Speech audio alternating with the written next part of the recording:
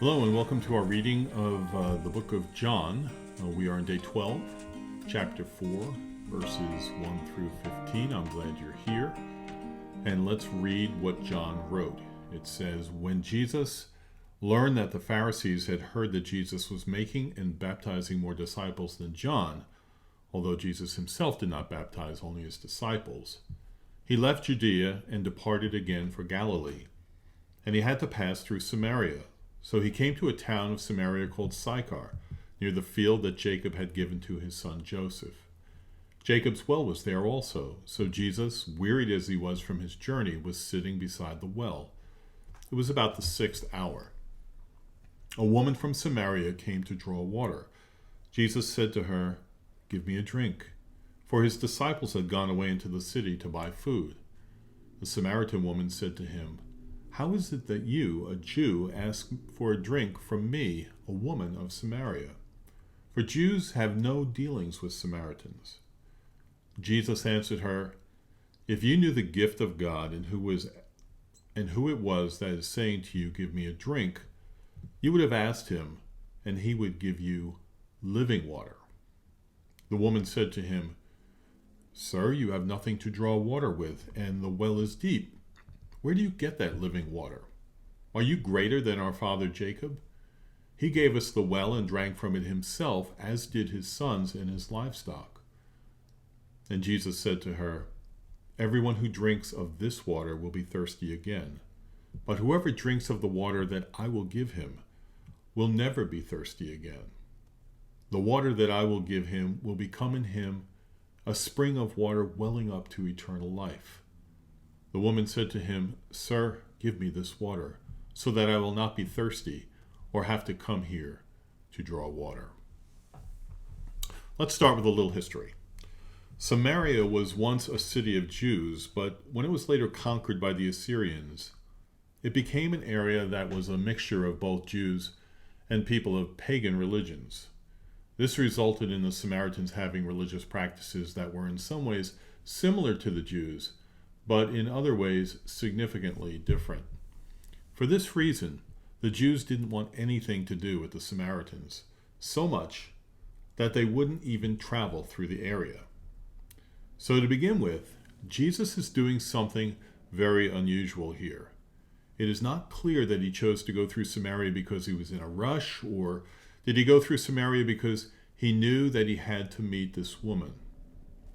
The reference to Jacob and his son Joseph goes back 2,000 years to a time that the Jewish nation was beginning to flourish.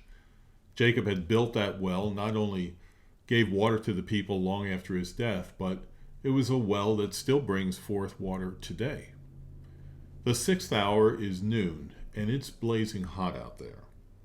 Jesus asked the woman for a drink, another thing that the strict religious Jews would never do. And so the question shocks the woman. Then Jesus makes a statement that he knows is going to get her thinking. "If you knew the gift of God and who it is that's saying to you, 'Give me a drink,' you would have asked him, and he would have given you living water." Okay, she doesn't get it. So she stumbles into another question. "Sir, you have nothing to draw water with, and the well is deep. Where then do you get that living water?" And she follows that with a question to Jesus, challenging him to state that he is greater than the great Jacob of the past.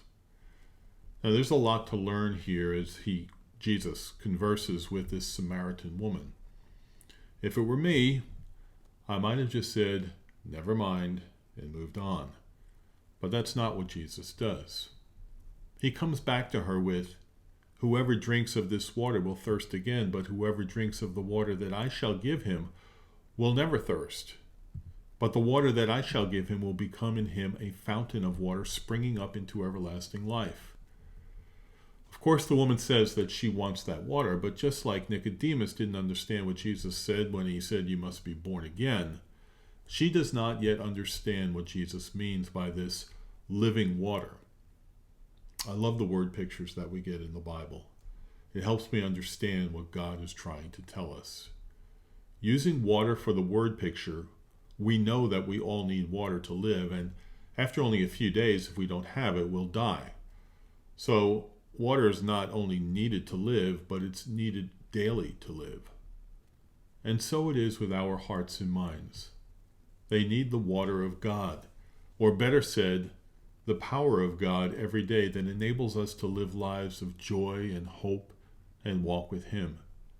He's the only source of life that satisfies the thirst of our souls. So let's wrap it up. Jesus crosses the lines here.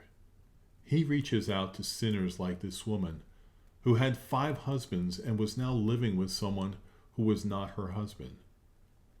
He pushes us to think hard about our lives, and that's a good thing. And He is patient.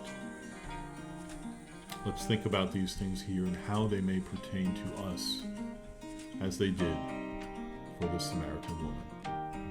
Thanks for listening in. Hope to see you in the next one.